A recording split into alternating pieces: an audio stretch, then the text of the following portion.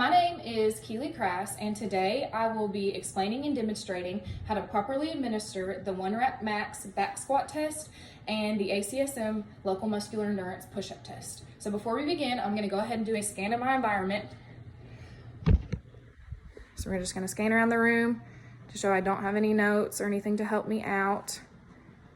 And then over here, I just have some props that I will be using to help me demonstrate these testing protocols during my video. So we're gonna go ahead and start with the 1-Rep Max back squat. So this test is a maximal muscular strength test. It tests low speed strength, and the equipment you will need will be a barbell, a variety of different weight plates, and 2 safety clips to secure the weights on the barbell. It's important to have a variety of different weights for those plates. That way you can easily make increases and decreases to the load that the athlete will be lifting. You'll also need a secure squat rack. That way it can assist the athlete if they are unable to complete the 1-Rep Max back squat. This squat rack can also be replaced by spotters. So you can have 2 spotters, one on either side of the barbell to assist the athlete if they need it. You can also have 3 spotters. So 2 or 3 spotters, either one is appropriate for this test. If you have 3 spotters, you'll have one on either side of the barbell and one behind the athlete to assist them if they need help. In addition to your spotters, whether you have 2 or 3, you will also need a recorder/technique judge that will be keeping track of the weight loads that the athlete is lifting and also making sure that they have proper technique as they execute that back squat. So we're gonna go ahead and get started. To begin this protocol, you're going to start by instructing your athlete to complete a low resistance warm-up that allows for 5 to 10 repetitions. After they complete this easy warm-up, they are going to go ahead and have a 1-minute rest period. Next, we're going to make a load increase. So we are going to add 30 to 40 pounds or 10 to 20% to the initial warm-up light resistance weight that they had, since we are working with the lower body. That's why it's that 10 to 20%. After they complete this, they're gonna have a 2-minute rest period.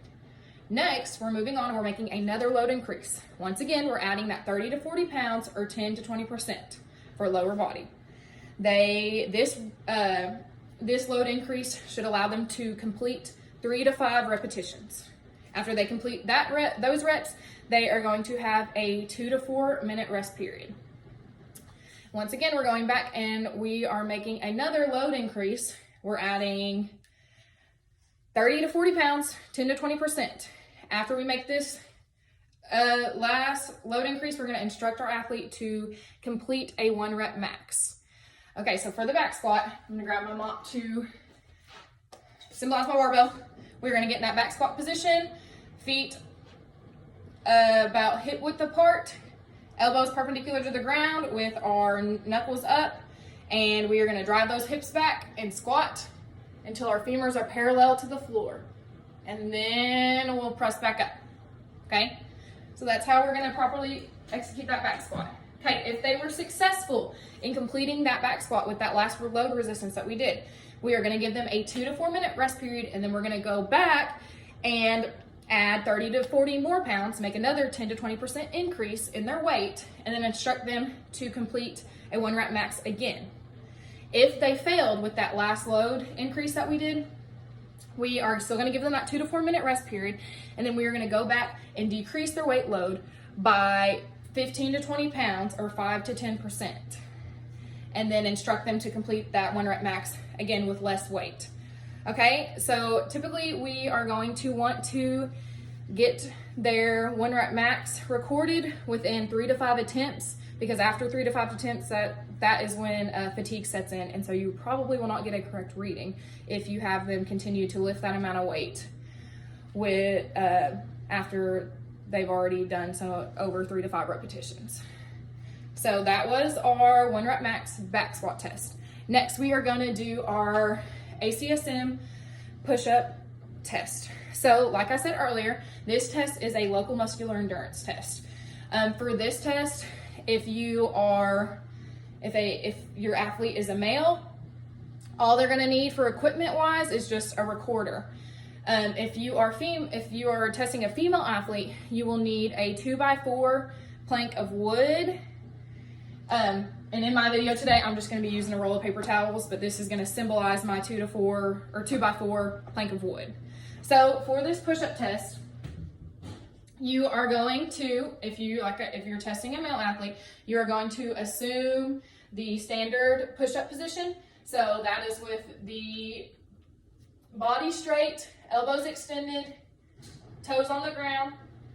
If you are testing a female, they are going to have a similar body position, but they are going to be on their knees, on the ground, knees flexed at a 90-degree angle, and ankles crossed. Okay? So, you are going to,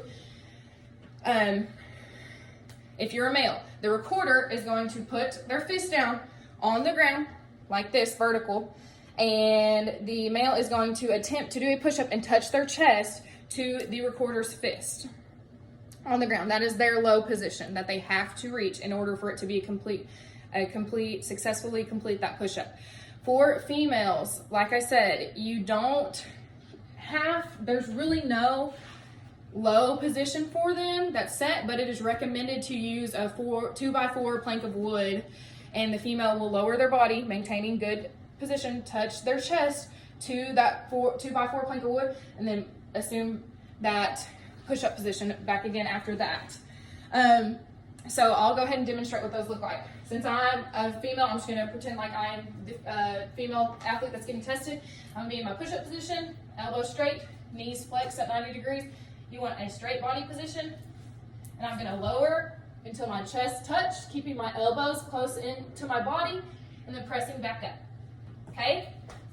For the ACSM testing protocol for this push-up test, the athlete will perform as many reps as possible until they fail. So that is how you get their final score and measurement for this test.